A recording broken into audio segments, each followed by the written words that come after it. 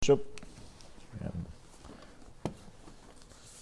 we do appreciate your prayers. We'll be preaching in Traverse City on Friday night, and then the following Monday we'll begin a Monday through Friday meetings in Elkton, Kentucky, so we appreciate your prayers.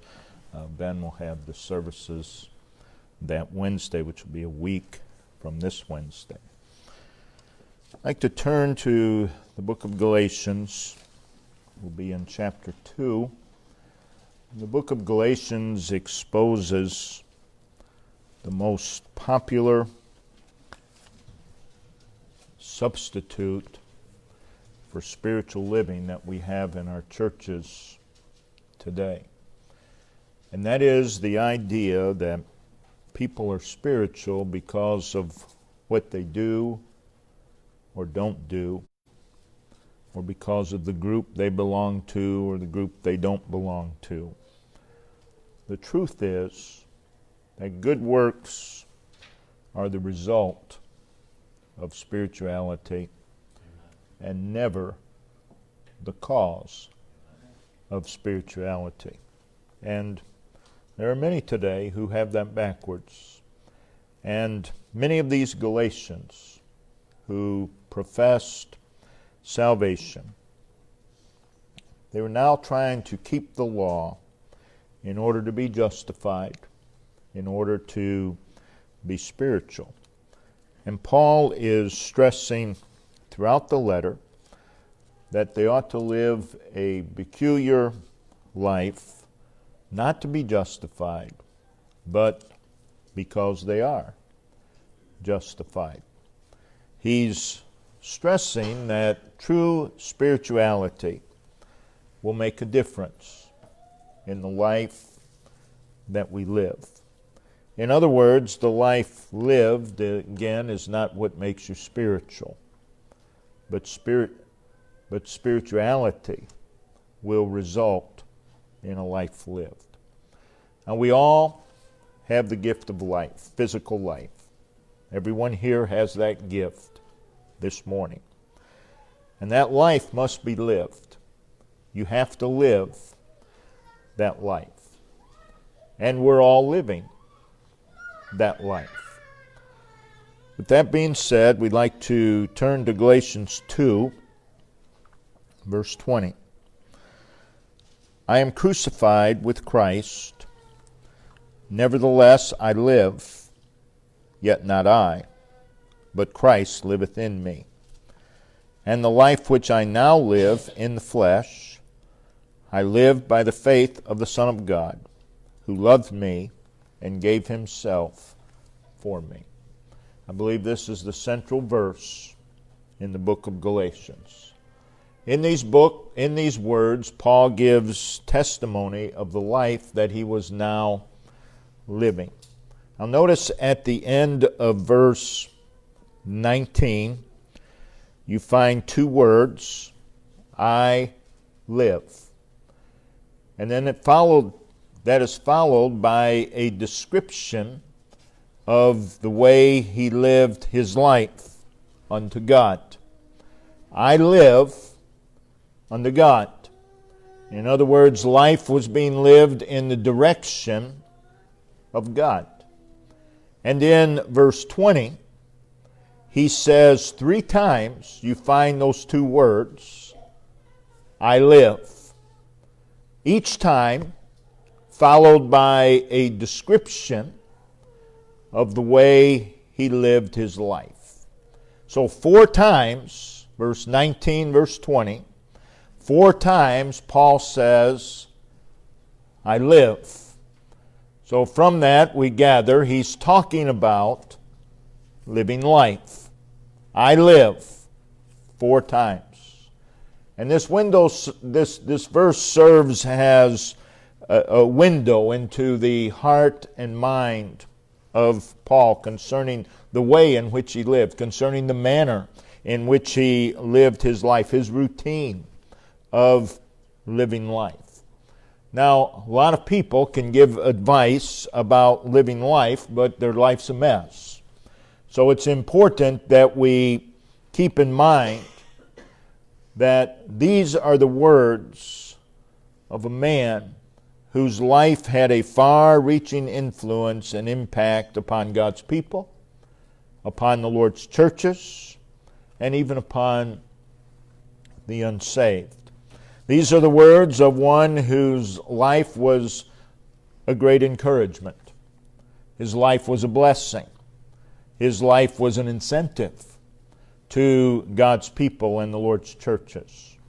And what we read here are the words of a man of godly character, a man who was marked by courage, a man who was marked by strength and assurance and perseverance. So what is being described here is a life of great usefulness by a man who was living such a life.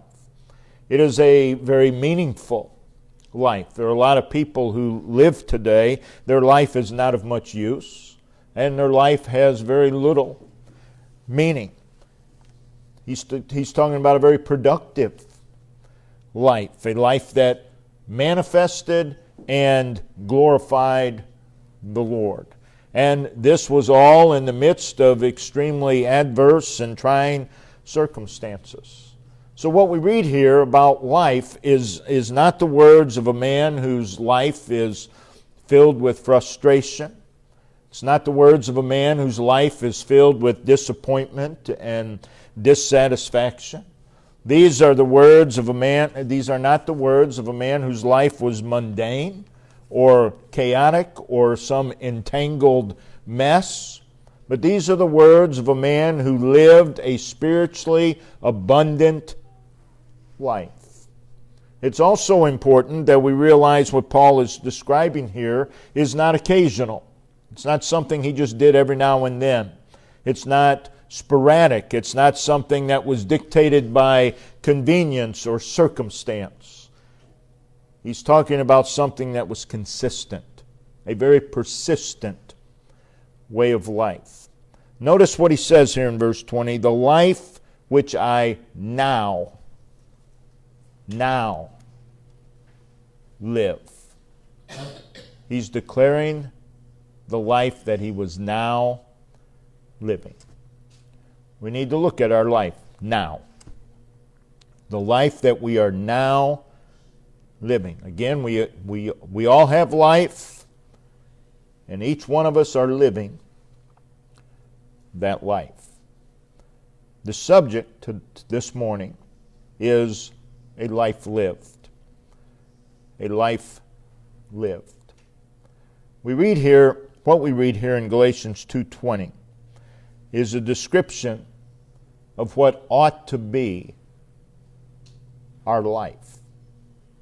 It's a life that we ought to want to live. What we read here is the Christian life.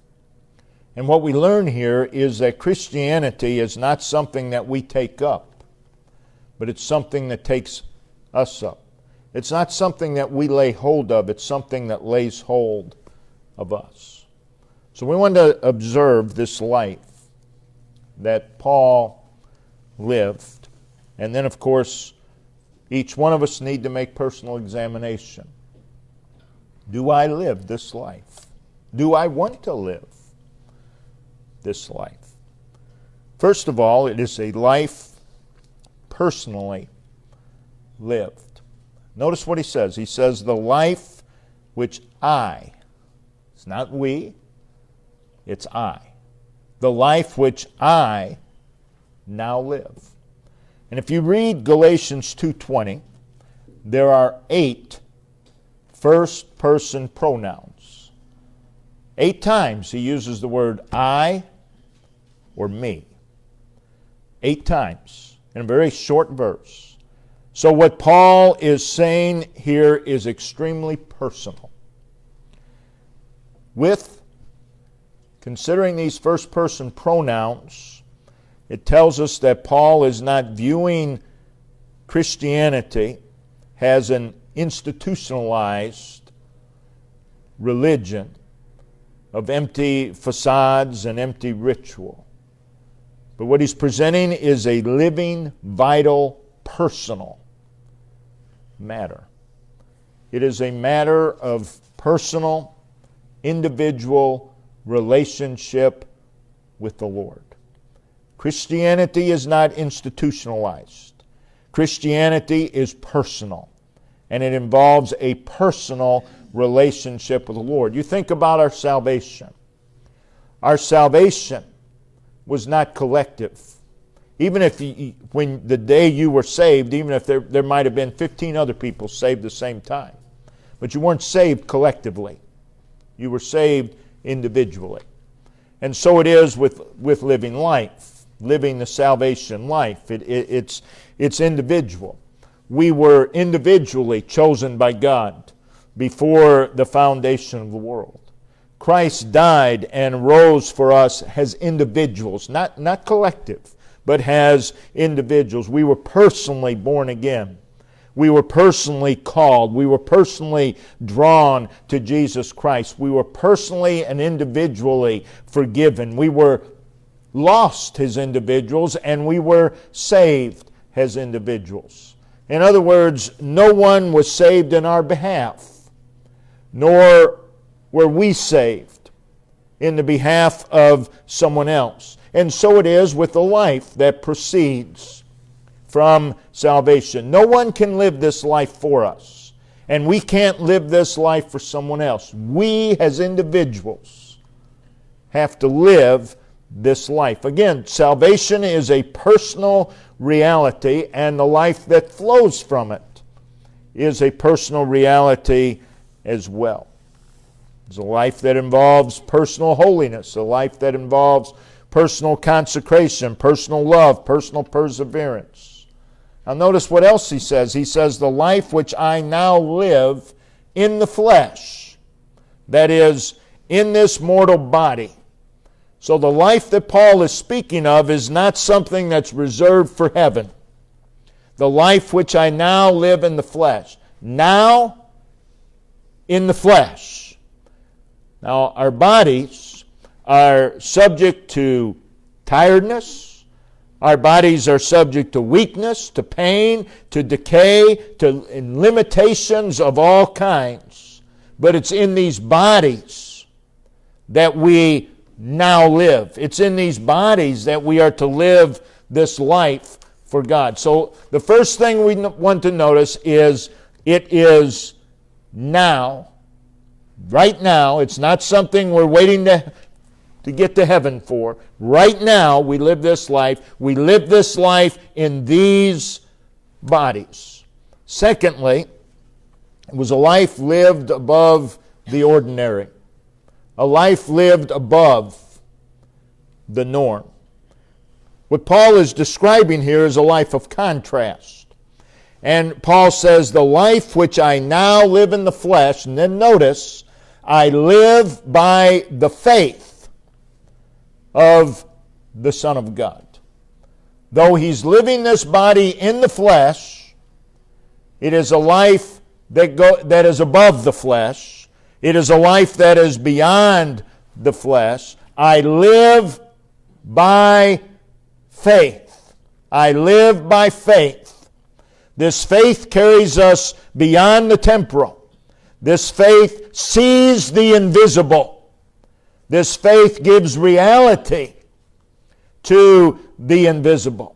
This faith causes us to see, to know, to be persuaded by the spiritual, and to depend upon, rely, rest, and cleave to that which is spiritual.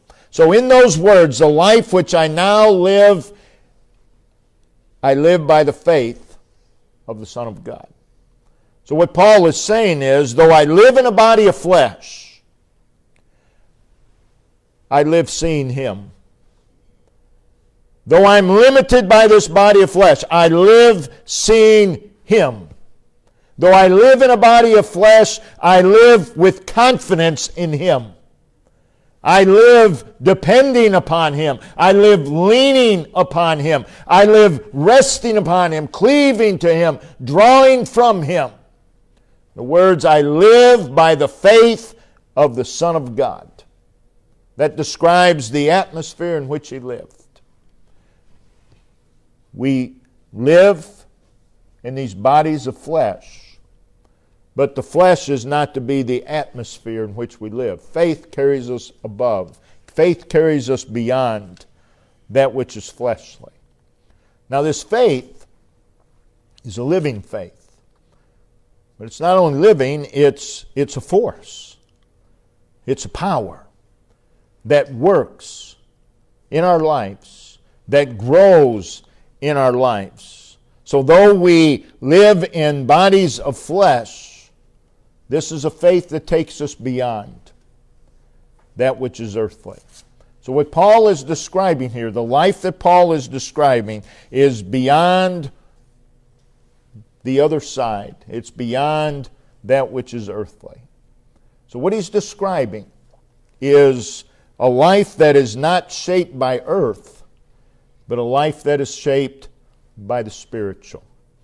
It is not only a life lived above earth, it's something much more than earthly.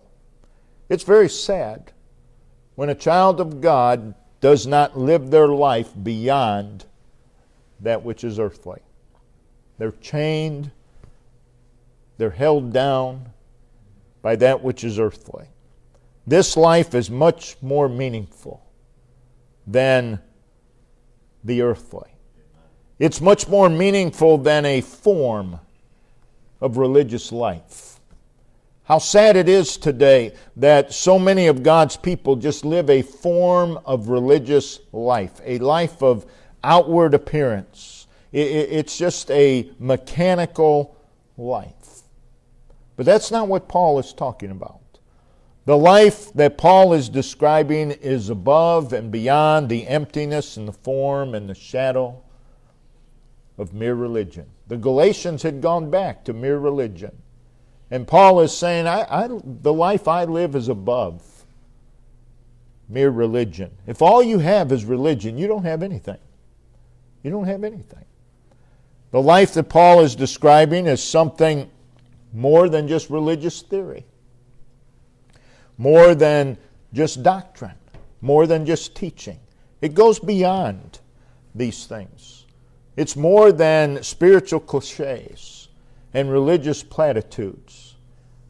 If you're in church very long at all, you learn all the cliches, you learn all the platitudes. And many have done that. They know all the cliches, they know all the platitudes, they know what to say, but they have nothing. They have nothing. Their life is empty because all they have is religion. This life that Paul is describing goes beyond religion. It goes beyond mental assent to some doctrinal creed. And a lot of people, they give assent to a doctrinal creed. Giving assent to a doctrinal creed will not make you spiritual. And it will not enrich your life.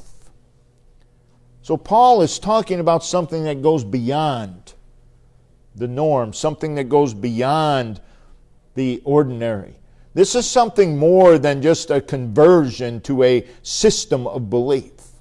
And you look at the lives of many and you've got to wonder, have they truly been born again or have they just been converted to a system of belief, a system of religion? Be sure of this. If we're going to live the life that Paul sets before us, we have to have this faith. So this life is lived by faith. And then the third thing we want to notice, as you read Galatians 2:20, you see it as a life connected. It is a life connected. This is seen in the prepositions used throughout verse 20. Again, we all have a life to live. And all of our lives, every single one of us, our lives are connected to something.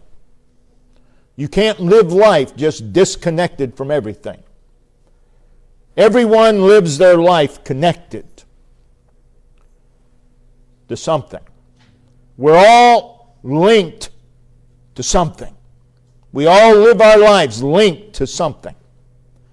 We all live our lives in relation and in association and correspondence to something. We all live our lives parallel to something. Our lives are identified by something. That's true of every single person alive today. And what we are connected to is what shapes our lives. Whatever it is that shapes your life, that's your main connection. Whatever we are connected to, whatever we are living our lives connected to, that is what shapes and molds our life. So we have to ask ourselves, what is my life connection? And whatever it is, that's what's shaping me. That's what's molded me. So it's a life connected. Now notice some things about this. First of all, it is a life connected to Christ. That's very easily seen here in Galatians 2:20. In our text, Paul speaks of himself, again using the personal pronouns I and me. And he also speaks of Christ. So he's speaking of two persons, himself and Christ. But as he speaks of these two people, he does not speak of them as separate and independent from one another, but he speaks of them as connected. They are linked together. Notice what he says here. He says, I am crucified with. There's a connection. I am crucified with Christ. Two persons, I and Christ, but that word with brings them together. I am crucified with Christ. And then he goes on to say, Christ liveth in me. Again, two persons, Christ, me. But that word in is a connection. And then you read later on in the verse, himself for me. Again, each of these phrases, there's two people. And in each of these phrases, there's a preposition which brings these two together. So he speaks of himself and Christ as one. It is I with Christ, Christ me, himself me. So the life that Paul is describing is linked inseparably to Jesus Christ. It is a life in relation and association with Jesus Christ. It is a life that corresponds to Christ. It is a life that is parallel to Christ. Paul is identifying himself with Jesus Christ. He's describing a life that is embedded, that is fixed, that is settled in Jesus Christ. So we have to ask ourselves, we have to make honest personal examination. Do I live my life linked to Jesus Christ? To what degree is my life lived in relation to and in association with Jesus Christ? To what degree does our life correspond and runs parallel to Christ? Is my life, the life I live, is it identified with Jesus Christ? What is my identity in life? Paul says, I, the old man, am, that's present tense, ongoing, I am being, I am crucified with Christ. Nevertheless, I, the new me, live, yet not I, but Christ. You see, he's speaking as one who has surrendered his identity in Christ. Are we willing to surrender our identity in Christ? What you see here, yet not I but Christ, I has been replaced by Christ. That's Christianity. When I is replaced by Christ. The old life is nailed to the cross. Nevertheless, I am crucified. Nevertheless, I live. And then he clarifies, yet not I, but Christ. So Paul is declaring his sentiment about life. Not I, but Christ. Not I, but Christ. He is declaring his purpose of living. Not I, but Christ.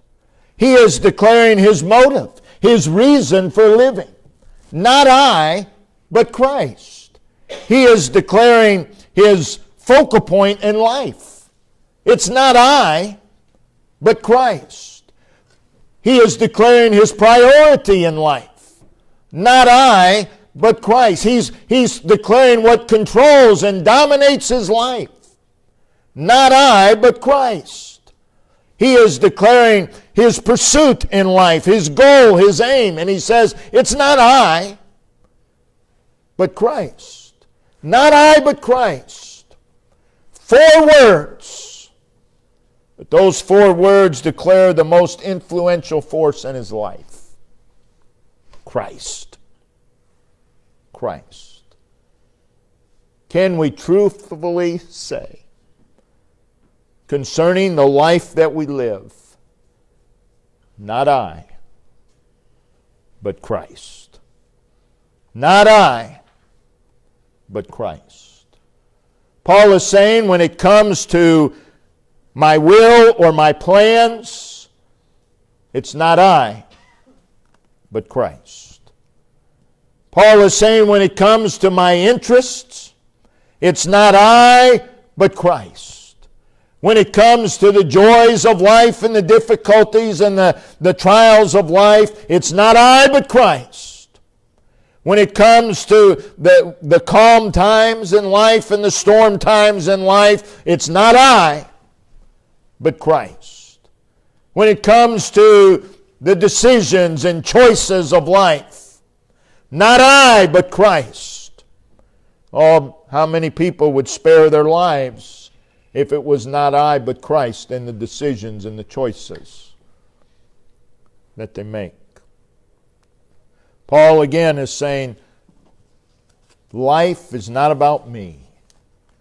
It is about Christ. Paul is saying, concerning all the conditions, all the circumstances of life, not I, but Christ. It's whatever happens, not I, but Christ. You see, his DNA is Christ. Not I, but Christ. So we need to look at our lives, and we need to ask, when it comes to our focus, when it comes to our purpose, when it comes to the supreme thing, when it comes to the emphasis of our life, is it I or is it Christ? Concerning this connection to Christ, it is I live, and we all do, yet not I, but Christ, notice what it says, liveth, present tense, in me. Christ liveth in me. Christ, the one whose life upon earth is the example and pattern of all life, lives in me. The one whose life is pure and holy, he lives in me. The one who is the perfect servant of God, he lives in me. The one who was always doing the will of God. He lives in me. The one who was always diligent, working for God. He lives in me. The one who always delighted in God. He lives in me. So much so that it's not I, but Christ liveth in me. Does our life manifest I? Does our life manifest me? Or does our life manifest Jesus Christ? The one who lived victorious over this world lives in me. So much so, it's not I, but Christ. Now, those who constantly live their lives in defeat, can they honestly say that Christ liveth in them? Christ lived victorious. Christ liveth in me. It is a life connected to Jesus Christ. Again, we all have a life to live. Most people aren't very good at it. But we all have a life to live. And with that reminder, notice Galatians 2:20 again. There are two persons, I and Christ. I and Christ. And as you live your life, you are doing something with I and Christ. Every single one of us are doing something with I and Christ. And be sure of this, if I is not in its proper position, you will live life detached from Christ rather than connected to Him. So again, be sure of this. You must and you are doing something with I and Christ. And what you do with those two persons, I and Christ, determines the life you live. That will determine the life that you live. Every morning you get up, you do something with I and Christ. As you go through the day, you are doing something with I and Christ. And whatever it is you are doing with those two persons will determine your life. It will determine your identity in life. Is my identity me, or is my identity Christ? So it is a life lived in connection with Jesus Christ. How connected are we in our living with Jesus Christ? Secondly, concerning this connection, it is a life lived connected to Christ's love for us. Paul, describing the life that he lived, he says, "Yet not I live, yet not I, but Christ liveth in me." He goes on to say, the Son of God loved me. I live by the faith of the Son of God, who, referring back to the Son of God, loved me. Think of those three words. Notice them there in Galatians 2:20. Who loved me? Again, two people. Who, referring back to the Son of God, and me. And what is between those two people?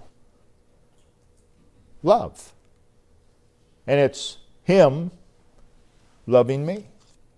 This was more than just a doctrinal truth to Paul. It was personal.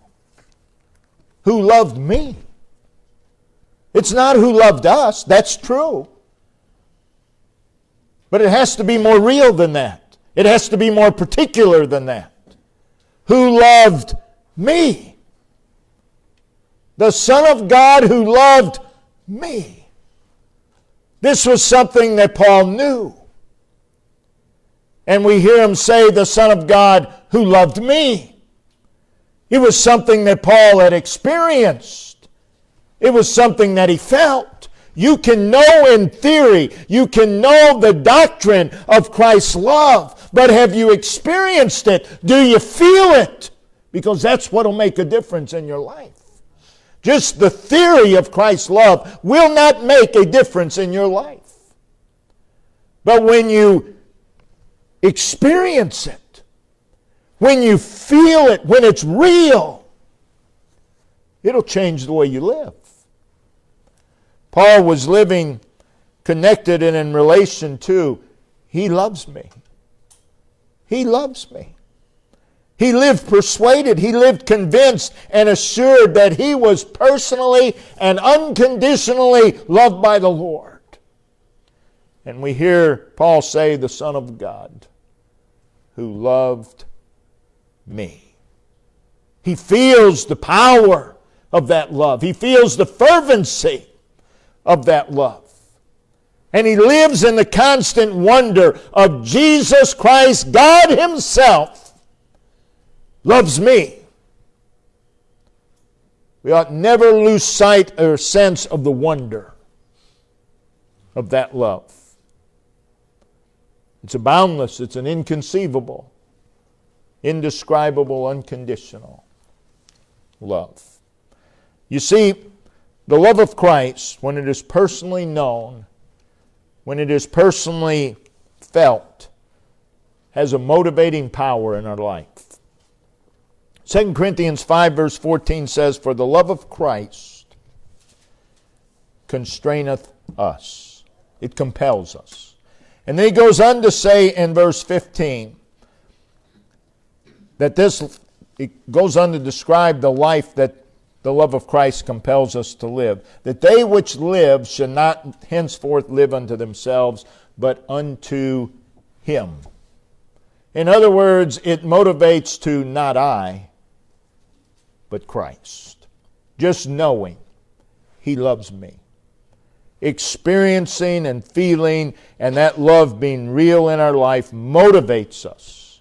It compels us to not I, but Christ. Do we live our lives connected and in relation to he loves me? He loves me. Thirdly, and lastly, it is a life lived connected to Christ's sacrifice for us. Notice again, Galatians 2:20, the Son of God who loved me and. So, his love, Christ's love moved Christ to do something. And gave himself for me. Not us, though us, that is true. But it has to be more particular than that. He gave himself for me. This is the manifestation of his love. He gave himself for me. Again, two people. Himself and me. And the Son of God, out of love for me, gave himself for me. And Paul is saying, I live my life in the wonder of that fact. I live my life in the reality that God took upon himself a body of human flesh, voluntarily leaving the majesties and the glories and splendors of heaven, taking all of my sin upon himself, and going to the cross to pay a sin debt that I could never pay. The Son of God who loved me and gave himself for me. He lived his life seeing Christ, giving himself for him. He could see Jesus Christ by faith, giving his life for him, paying a debt that he could never pay. The Son of God gave himself for me. If that's real, not just in theory, but if it's a real experience, you've experienced Christ giving His life for you. You know what that means. That leads to not I, but Christ. How connected is our life to He gave Himself for me? So read Galatians 2:20. Read it over and over. What a life is ours to live. That's the life that we can live. Again, personal examination is necessary. Does this describe my life? Does this describe my life? And the best way to answer that question is, what is shaping my life? What is shaping my life? Do I spend years angry or hurt because of something else? Then that's you living. That's not Christ. Not I, but Christ. Is life all about pleasure? Well, that's you living. Not I, but Christ. Is that descriptive of our life? The life which I now live. Not I, but Christ. Look at your life as it is right now. As it is right now. I've had people tell me through the years, well, I used to live for the Lord. So, what's your point? What's your point? I used to live for the Lord. It really doesn't matter. What are you doing now? What are you doing right now? The life which I now live, now, is to be not I, but Christ. So look at your life as it is now. Not what it used to be, whether good or bad. But what is your life now? And make personal examination. Where is I? And where is Christ in my life? Where is I and where is Christ in my life? Where is the emphasis? Is the emphasis upon I? Or is the emphasis upon Christ? What does life mean to you? I or Christ? What is the meaning of life? Again, we all have a life to live. And we're all living that life. How are you living your life? Does your life line up with Galatians 2:20? If not, assuming that you're saved, if it doesn't line up with 2:20, what's the problem? I. There's the problem. The problem's not anyone else. The problem is I and Christ are not in the proper place. You get those two things straightened out, what everybody else does isn't going to matter. It's not going to matter. When I am most affected by what other people do is when I'm living for I and not Christ. I can get beyond what other people do if it's not I but Christ. But you won't get beyond that if it's I. You'll never get beyond it. Not I, but Christ. Those words, those 4 words, pretty much sum up the Christian life. Not I, but Christ. The song leader will come, we'll stand and sing a verse of song.